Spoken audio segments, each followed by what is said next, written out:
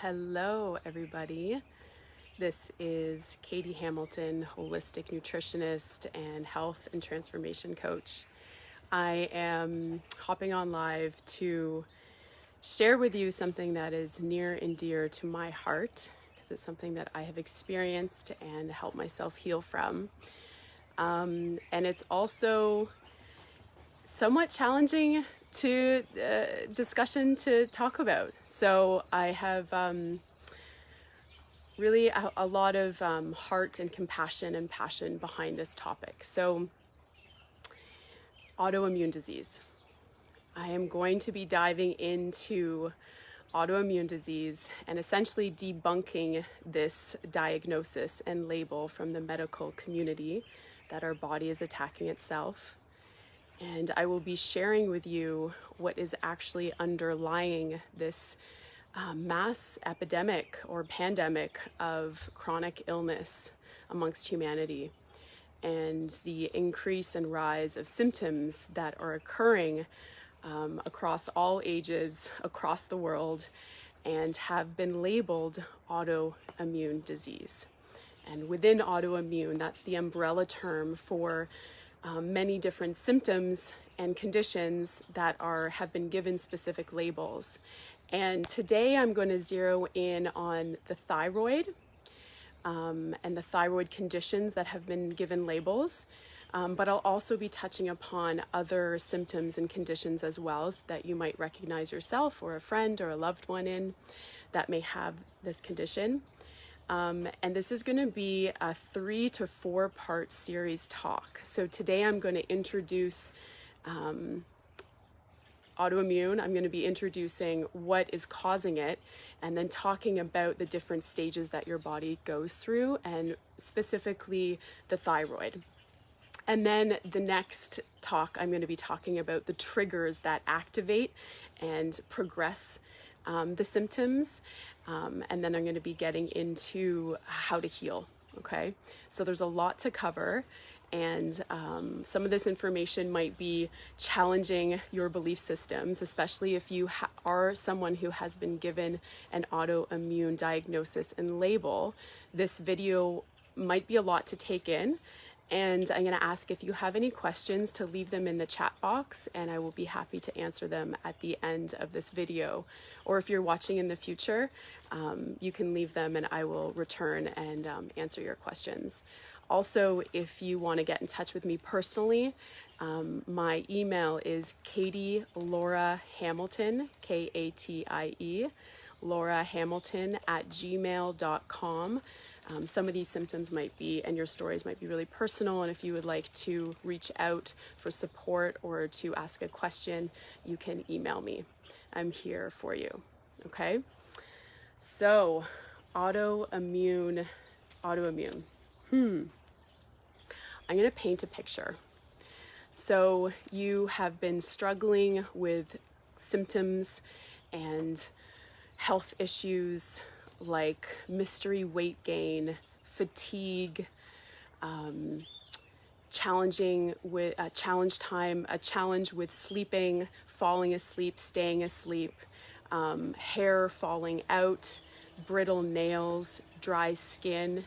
Maybe you experience heart palpitations or mood swings, depression, anxiety that doesn't really have a reason.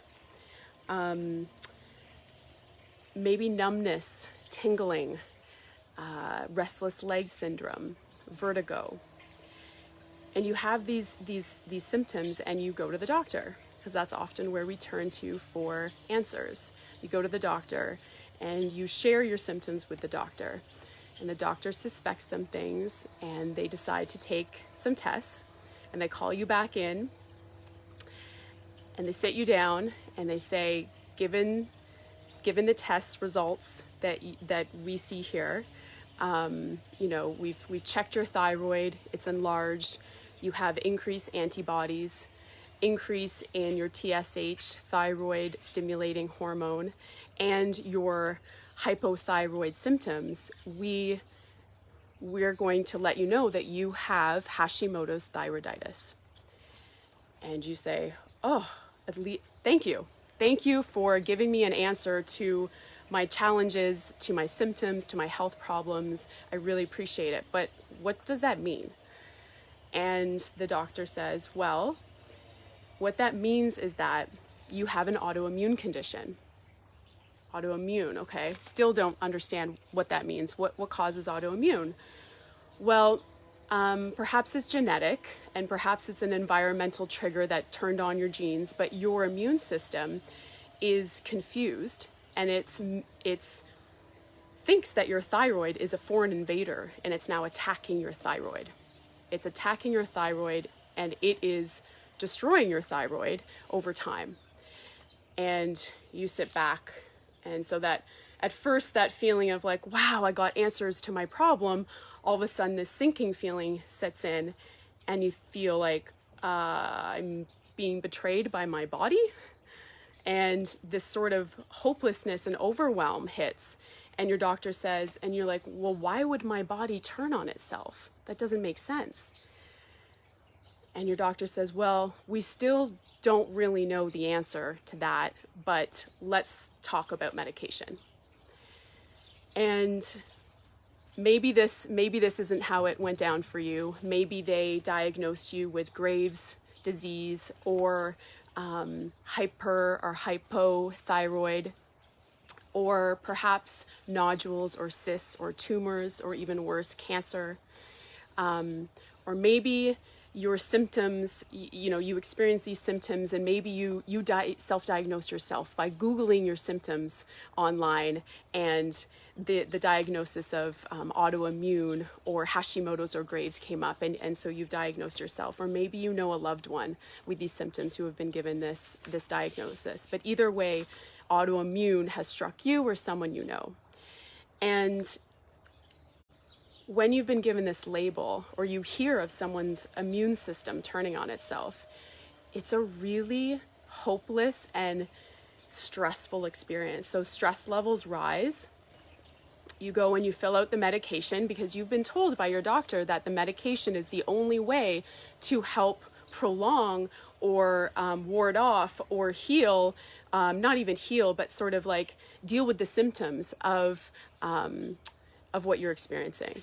And so ultimately the medication will not support you, and we'll get into the why behind that.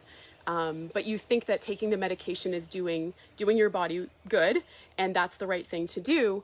And maybe you change a few things around exercise or diet.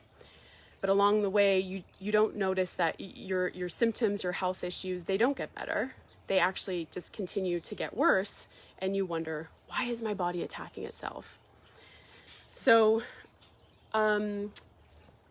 this is a really challenging thing for me to talk about, because I'm going to be going up against the medical community here. But it's a big mission of mine to bring forward a truth that helped to save my life, actually, because I had been told like a very similar thing, and I did not believe that my body was attacking itself. I wouldn't accept that. And so I went on a mission to find answers. And ultimately, what I discovered, and it all made sense when I went back into my history, was that this autoimmune label was a hypothesis. It was a guess at best. There is no proof. And this guess was that, well, as the doctor, as a doctor and as the medical institution, we have, over the last 100 years, we have more and more people coming to us with symptoms that we cannot understand where they're coming from and what's causing them.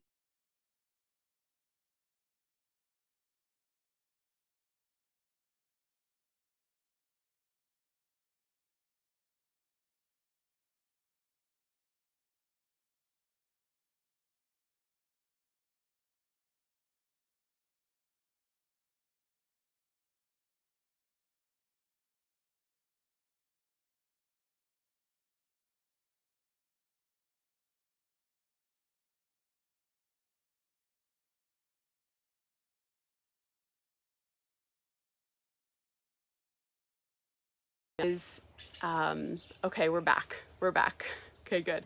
Sorry I lost you. The connection here in this backyard. By the way, I'm giving this talk by a pool outside, which is quite lovely because I've been inside in this heat for many, many days. And so if the internet connection comes in and out, I'm sorry about that.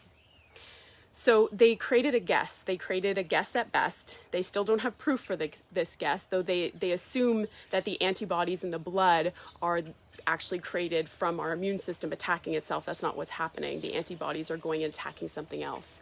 So our body is under attack, but it's not what we've been told. It's not our body turning on itself. And I have a lot of respect for the medical community. I just want to say that right now. I have a lot of respect for the medical community. I have a niece right now waiting to get surgery, and they are experts in certain fields. They are experts at emergency care. They are experts at being able to do a heart transplant. If we come to them with a broken arm, and for them to be able to help heal us and put a cast on. They are experts at certain things. But when it comes to chronic illness, they are not experts.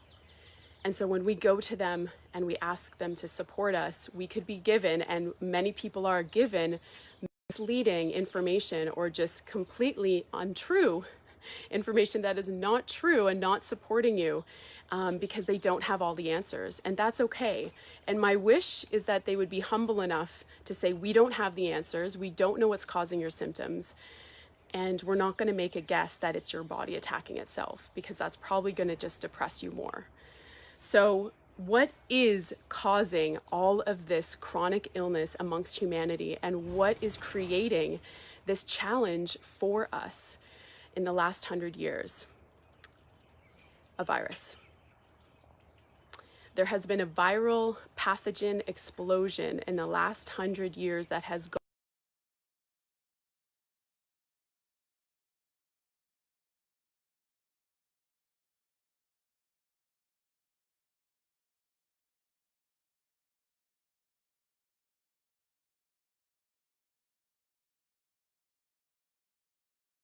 actually experiencing a viral explosion that has been going under the radar in the medical community.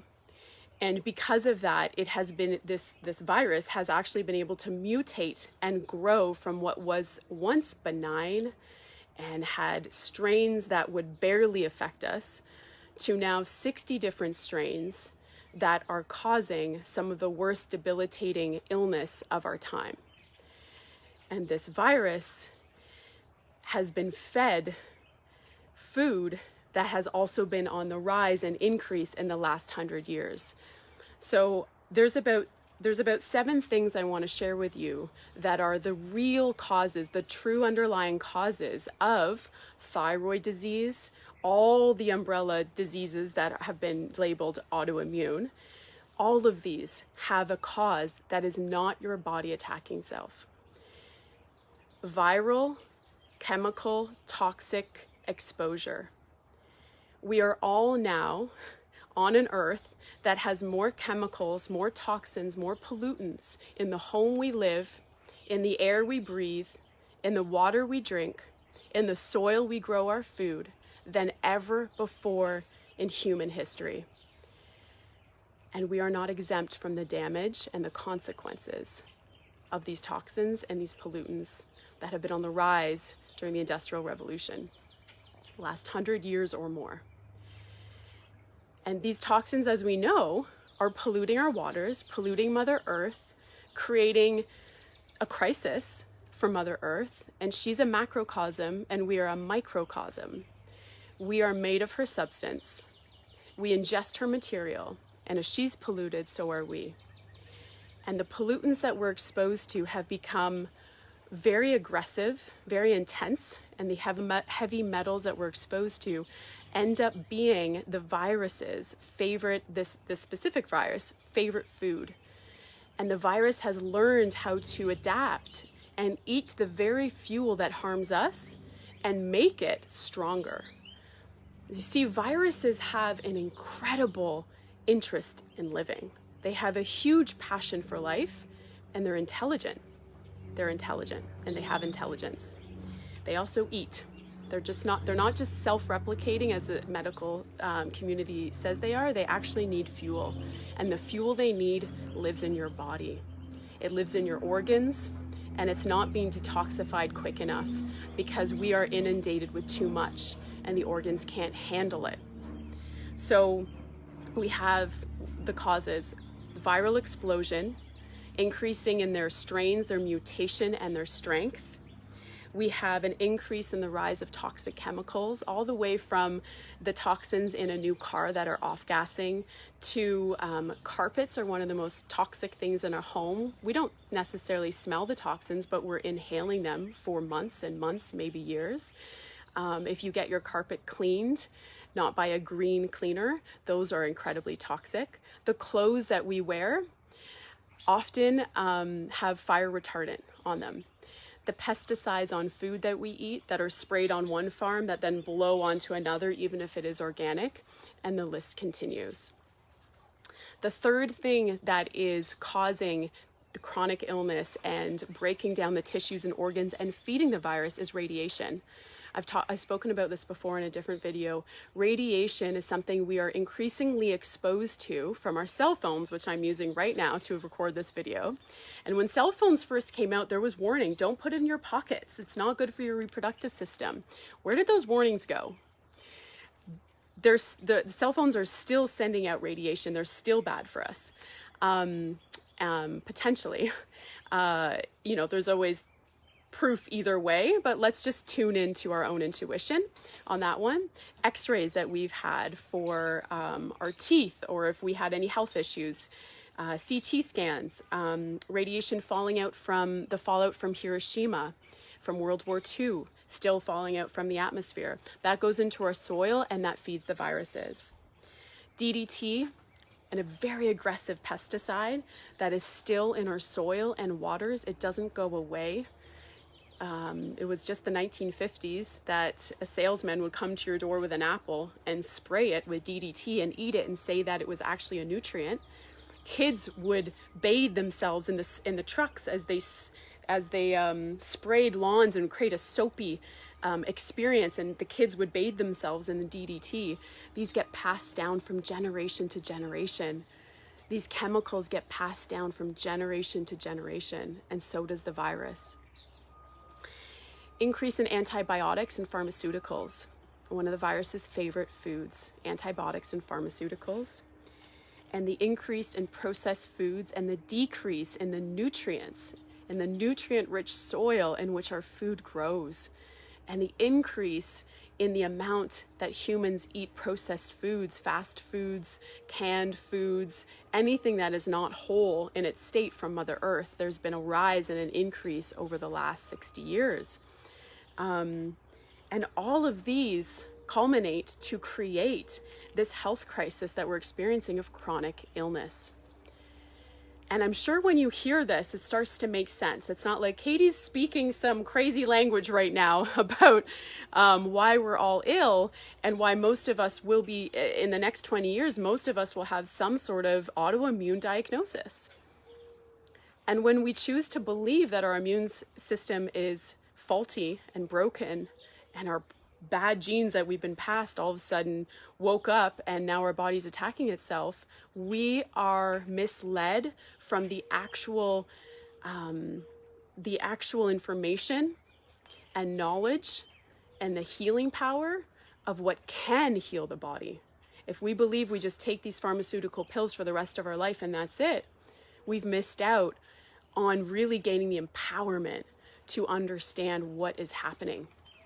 Because what is happening can heal. We can actually heal from it. And I'm living proof. I have my own story, and I have many clients to share their story about how they've healed from what they were diagnosed with, basically with something that they were not ever going to heal in their lifetime. Okay? So, the virus, what's its name? The virus is Epstein-Barr virus. Epstein-Barr, where did that name come from? So the medical community in 1964, two doctors, Anthony Epstein and Yvonne Barr, discovered a strain, one of the strains of Epstein-Barr. And then all of a sudden their research, just like that, was cut. The funding was cut, and they had to stop researching this virus. And essentially, if they continued, potentially, many people would have answers, and would to go under the radar and increase in its numbers and its aggressiveness. Okay, so this virus, Epstein-Barr virus, it is, I was saying before, it's responsible for some of the most debilitating illnesses of our time: fibromyalgia, multiple sclerosis, chronic fatigue syndrome, that's what I was suffering from for 10 years, and cancer.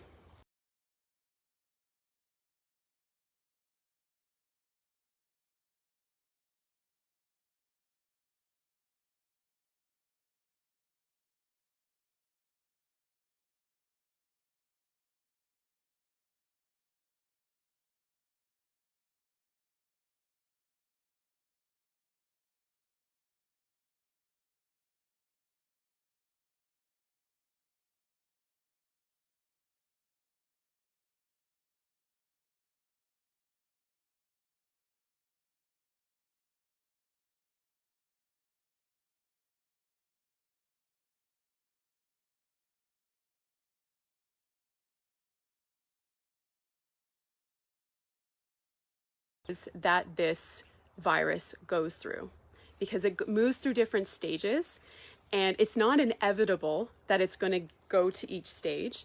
And again, when we have the knowledge and the empowerment and the tooling to know how to heal and prevent it from progressing, we can do that. And that will be in a couple of talks when I start talking about how to heal from this. But first, I'm going to lay down the education and the knowledge so that you understand what's actually happening in your body, because knowledge is power. So the first stage of Epstein-Barr virus, you contract it. And it's actually quite easy to contract Epstein-Barr virus in case it was actually once deemed the kissing disease, because in stage 2, it progresses to mono. In stage 1, you contract it.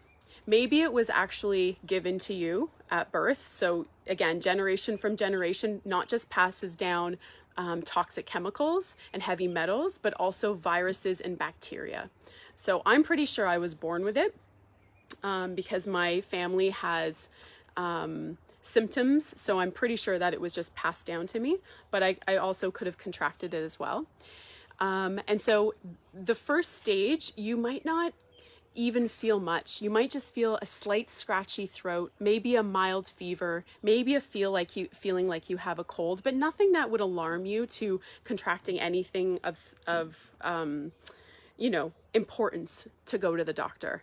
And if you did go to the doctor, it doesn't mean that you would have actually received the help that you need anyways. And so in this stage, it is living in your bloodstream. Okay, so it's living in your bloodstream, and it's building its numbers, but it's not eliminating any chemicals, and it's not attracting your immune system quite yet. So it's sort of just hovering and in the mild strains, this could actually just exist for the rest of your life, and it might never progress to stage 2, and you might never know that you have Epstein-Barr living inside of your body. And especially if your environmental situation and the way you treat yourself and the way you feed yourself doesn't trigger it, okay? So in the next video, I'll get into the triggers that progress the virus into the next stage. So stage 1 is more like the incubation stage for the virus. Now stage 2 is where it starts to wage war. Stage 2, it's now in your blood, and all of a sudden it starts to eliminate a chemical that is like blowing the foghorn, or like blowing the battle horn that is saying, I'm here. And its goal is to weaken your immune system. It now goes to war with your immune system. And your immune system comes to the battleground and starts tagging the virus, and then sends out killer cells to kill it. And they go back and forth. And during this stage, you will experience something called mononucleosis. So when I was young, I think I was like 12 years old, I got hit so hard with mono. I thought I was dying. Like it was so intense. My throat, it was so swollen, I could barely breathe.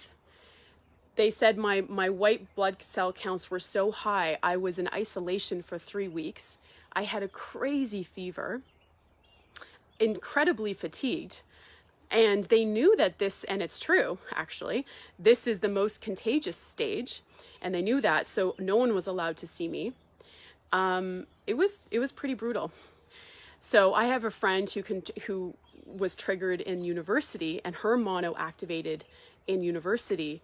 And university is a really big time that triggers the Epstein-Barr virus to move into stage 2, because we're exhausted from partying at night, studying hard, the stress of exams, eating poor food, you name it.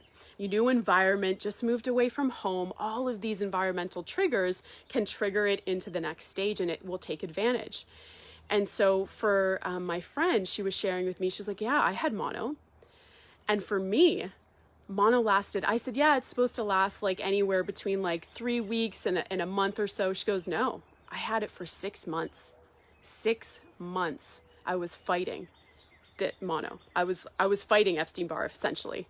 And so this is the point. It's very personal, and it can go misdiagnosed in this stage. Not all tests, the tests aren't necessarily accurate. Not all doctors will recognize what's happening. So you might have had this, but never been given the label mono. Okay, so you might not be identifying yourself right now as this, but maybe you had it, but you didn't even know. It also can be mild. It doesn't have to come on that strong either. So that's what's sort of tricky about this. And why it's hard to really diagnose but your symptoms later will make it very obvious. So the whole goal in this is to weaken your immune system, okay? It wants to weaken your lymphatic system and lower your defense mechanism. Now, in this stage, your immune system most likely at some point will start to win the battle. Some of Epstein-Barr will still hang out in the blood, but most of it will say, we need to go find a home so that we can hide out and strengthen our numbers and come up with a different strategy. And so it will find an organ.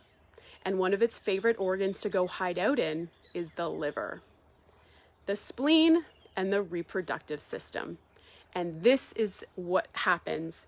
This is what starts to do the damage that creates the symptoms that a lot of my clients come to me with that have been misdiagnosed autoimmune disease, or, funny enough, it's not funny, but interestingly enough, menopause. A lot of these symptoms have been misdiagnosed as menopause, and it's not because of your reproductive hormones or the stop of your menses. It's because your liver is burdened and being attacked by a virus. So when it goes into your liver, the Epstein-Barr virus damages your liver cells. And it starts to create a sluggish, overburdened, damaged liver. And now your liver, if you don't know about your liver, I want you to just give your liver thanks right now. Your liver is working like if you've ever worked 4 jobs at once, raised kids, and tried to take care of yourself, your liver is doing 10 times more work than that. Your liver works so hard to try to filter your blood, process your fats, and do 2,000 other different chemical processes a day for you, okay? So when your liver becomes burdened, and the next place that your liver pumps blood, by the way, is your heart. When your liver becomes overburdened, the first sign is mystery weight gain. Your body becomes sluggish, and your body starts storing all these toxins that it cannot process as fat, okay? And also edema or swelling will happen as well. So a puffiness. This is a sign that your liver is overwhelmed, potentially by Epstein-Barr virus. And so unfortunately, the weight gain, the first sign that people experience, they go to their trainers or nutritionists or naturopaths and they say, oh, you just need to exercise more and we need to put you on a diet. And often the diet they put them on is one of the trendy diets that's paleo, high fat, high protein, and yes, cut down on sugar. So that also includes fruit. And their symptoms get worse and they don't lose the weight and they feel more fatigued and they keep exercising and they feel more fatigued and the weight doesn't come off. Why? Because it's not It has nothing to do with how much you're exercising. It has everything to do with a burdened liver that is further burdened by a diet high in fat and protein. Okay, your liver processes all your fats. Your liver needs a break from fats, and it needs way more fruit and vegetables because the fruits have the antivirals that go in and kill the virus and heal the damage. You need to be eating more fruit. But again, I'll talk more about how to heal from this in the third video. Okay, so that's what happens to your liver. Now, if the Epstein-Barr goes and hides out in your liver and a little bit in your reproductive system, and if you're a woman, it can express itself as fibroids, PCOS, complications with getting pregnant, painful periods, and so on.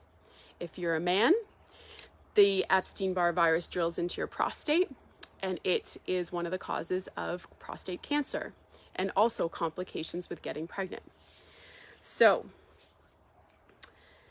and the other problems from Epstein-Barr virus nesting in your liver are type 2 diabetes, high cholesterol, hepatitis, food sensitivities, lowered hydrochloric acid, which equals poor digestion, increased bloating, constipation, gas, diarrhea, and you are not metabolizing and breaking down food properly if you have low hydrochloric acid in your stomach, which means you're not extracting the nutrients, and your liver is going to suffer even more, and so will your immune system. You start to see how it's all connected. So much to share. Are you with me? Are you still with me? Okay. So, stage 3. Not all of us get to stage 3, but if you have the right environmental triggers, it can progress into stage 3. And this is where we talk about the thyroid. Stage 3 is the thyroid stage. The Epstein-Barr virus has now been living in your liver, going undetected by blood tests, creating a whole slew of chronic illness and issues that are being mislabeled, and it's causing a lot of damage to your liver. It's increasing the amount. So it's like a Pac-Man eating all the chemicals. By the way, all the chemicals and toxins in your body go to the liver. It follows and it eats them like Pac-Man. It loves mercury. It loves mercury, heavy metals, mercury that comes in from eating fish like swordfish or tuna, mercury that came in from your dental fillings, mercury that's coming from the environment because it's not going anywhere. And there's been a lot pumped into the oceans and the water as well over the past 100 years. And then every other toxin that hangs out in your liver. So it is having a heyday and it's strengthening its numbers. And what it does is it poops out something, or it eliminates something that is 10 times worse than the thing it's eating. Okay, so mercury is really bad unto itself, but when this Epstein-Barr virus ingests mercury and then eliminates, it actually eliminates something 10 times worse. And this starts to fill up your lymphatic system. Now your lymphatic system is overloaded because your liver can't handle this toxic burden, and it pushes it out into the lymphatic system. Once it goes into the lymphatic system, a warning goes off. And your thyroid has its own immune system. And your thyroid has lymphocytes that are being pulled away from the thyroid to try to help fight this battle. And this is actually the Epstein-Barr virus's plan, is to weaken the defense of your thyroid so that it can get all the way into your thyroid and start causing damage there. Okay, so it is an intelligent entity that wants to live, and it has a game plan. So in stage 3, it now progresses, it moves from your liver. So it's created a little bit of a diversion over here, battles fighting over here, and a lot of them go streamlined to your thyroid. And it has some of the Epstein-Barr virus has cells that drill and spiral into your thyroid, and as they do that, they're killing thyroid cells, and they're mutating the thyroid cells, and they're damaging the thyroid gland, creating inflammation. There's only 2 things that create inflammation: acute trauma. So say you fell and bumped your shoulder, that would create inflammation, or pathogens, specifically viruses. Those are the only 2 things that create inflammation in the body, not your immune system. Your immune system is not creating the inflammation. The inflammation is caused by a pathogen. So the Epstein-Barr virus twists and spins into the tissue, killing and damaging the gland. And these deeper Epstein-Barr viruses that are hanging out in your thyroid are actually harder to find. Your immune system has to do a lot more work to go in and find them. And keep in mind, some of the Epstein-Barr virus hangs back in your liver, still causing problems, hangs back in your spleen and your reproductive system, still causing problems. And now it's overspilling its toxins into the lymphatic system, causing more problems. We don't really like Epstein-Barr virus, do we, very much? And it's and so in the thyroid, what it can create is something at first, the first level would be hypothyroidism, decreasing the amount of thyroid hormones that are being produced, or hyperthyroidism, increasing the tissue. So increasing the amount of tissue that like otherwise would not be growing, and increasing in the thyroid and increasing the amount of thyroid hormones. These are being detected in blood tests. And so if it progresses and it gets any worse, then they label it Hashimoto's thyroiditis, which is hypothyroidism. It's essentially a severely inflamed thyroid that is underproducing thyroid hormones. Or you've been given a diagnosis of Graves' disease, or hyperthyroidism, which is essentially when it starts to enlarge and it grows more tissue, and it starts to increase the amount of thyroid hormone in your system. Or a different strain will go in and cause cysts to calcium prisons, cysts to grow, which are calcium prisons encapsulating the Epstein-Barr virus, which then can create, if it continues, it can actually create a tumor, which could be benign or cancerous, again, depending on the Epstein-Barr virus strain you have, which is why it's so tricky, because it really appears differently in different people according to the strain that you have. So the symptoms in this stage, so let's see if you can identify yourself or a loved one or someone you know. This is where you're going to experience fatigue, brain fog, heart palpitations, bloating, confusion, hot flashes, anxiety, sleep issues, aches and pains, chronic sore throat, mild fever, tingles and numbness throughout the body, brittle nails, dry skin, dizziness, and there's more. But that's a list, and if you find yourself somewhere in there, you very well could be dealing with Epstein-Barr virus in your body. And now, even though this is the thyroid stage, I want you to know that these symptoms aren't just created because of a damaged thyroid. These symptoms are created because of a damaged liver. And absolutely, nutrition can heal. In fact, that's exactly how I healed from this. I discovered this information 5 years ago, and I instantly changed my diet, and I started to notice differences right away. So I want to just give you I want to share a little bit about my journey, because I know stories are powerful, and I haven't shared much of this publicly, because I also want to just share that when you've been diagnosed with something like chronic fatigue syndrome, which is what I had, you don't look ill. I didn't look ill from the outside. I didn't have a broken bone. Nothing was bleeding out of my body. And so when you have these symptoms and other people don't, it's almost like very isolating. It's very isolating because they just don't understand, why are you so tired? Why can't you get out of bed? You're lazy. You know, you get given labels of like, you're lazy. You just don't want to work. What's wrong with you? It's all in your head. And I've had many clients come to me sharing stories like this. And I went to countless doctors, and I was told I had low iron, because the Epstein-Barr virus was eating it up. So I was told to go on iron pills, which I tuned into my body, and it said, absolutely don't go on iron pills. I found out later, if I was to go on those iron pills, the virus would have become like a super virus instantly, because it eats up that iron, that free iron, so quickly. So I was happy that I always had strong intuition. And I just prayed. I basically prayed every day, because I felt like if something didn't change, I don't think I'm going to live into my 40s.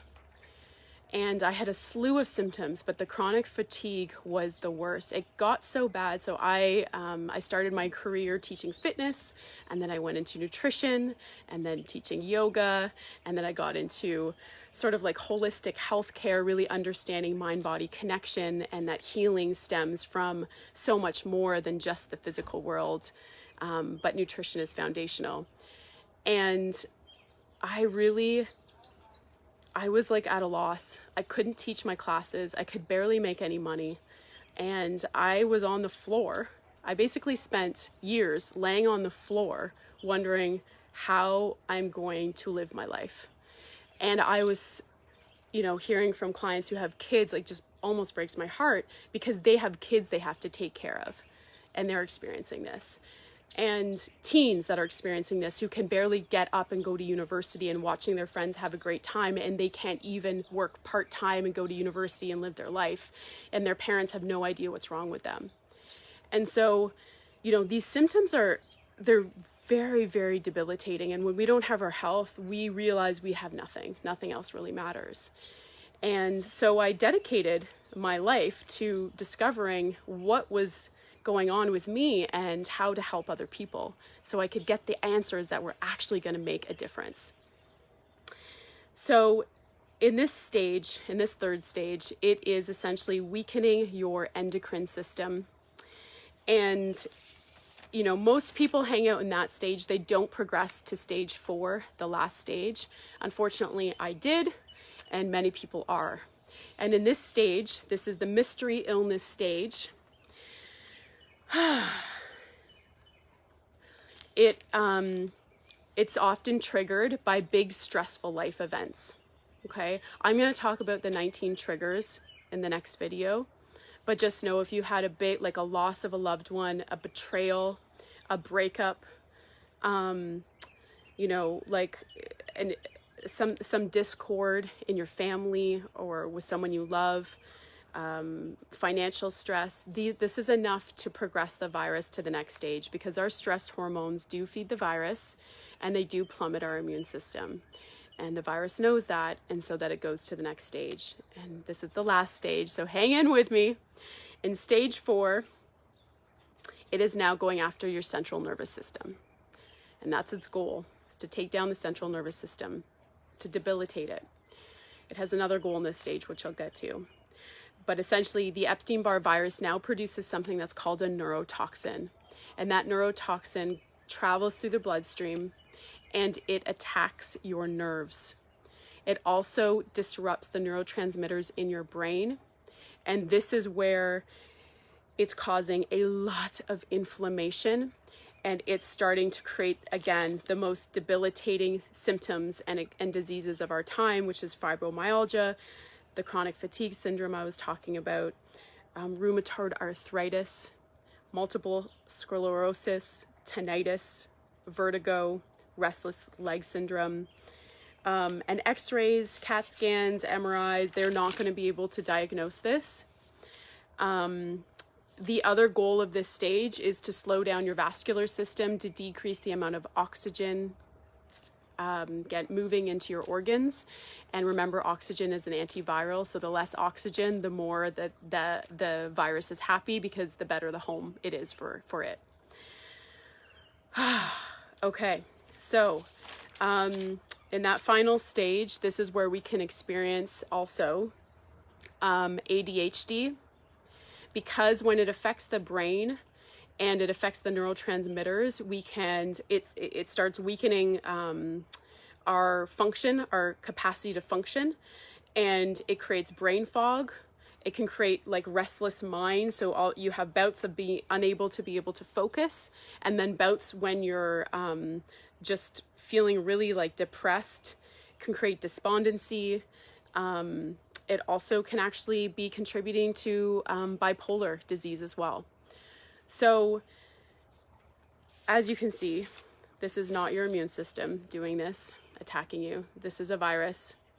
The whole world has woken up to COVID-19, which is a virus that is already mutating, and I'm sure it will have its own course over the next 100 years. But Epstein-Barr virus once was something that was quite benign and has now mutated and is predicted in the next 20 years, if we don't get a hold on this virus, to infect youth and move to stage 4 more aggressively, more quickly.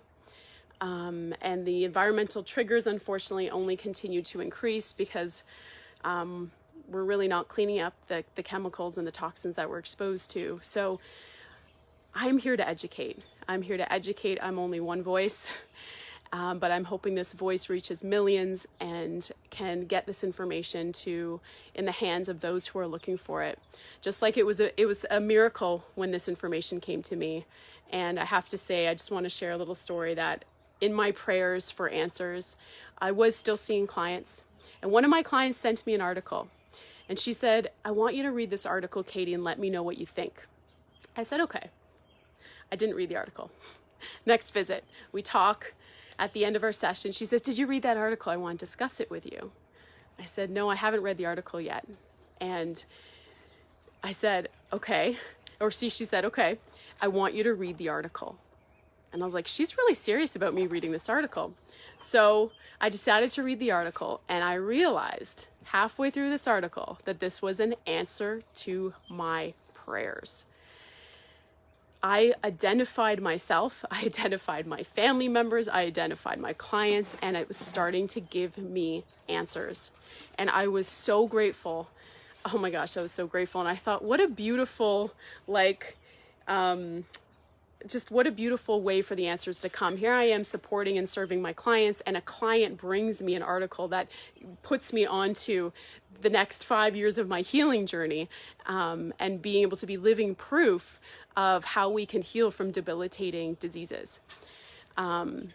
So if this video resonates with you, please share it. You know, the more people who can get this information in their hands, we never know who is looking for this information. A lot of us are suffering without even sharing that we are suffering, because there's a lot of shame attached to our suffering and our chronic illness as well, especially when you've been told like it's all in your head, there's nothing wrong with you. A lot of shame can come up for us. And I have a lot of compassion and heart for those who are suffering, and I want to let you know that there are answers. And so this is one out of, I think it's going to be about 3-part series.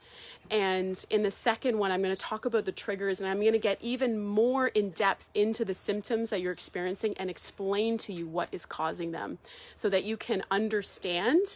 And then the third part, we'll start to talk about how to begin your healing journey.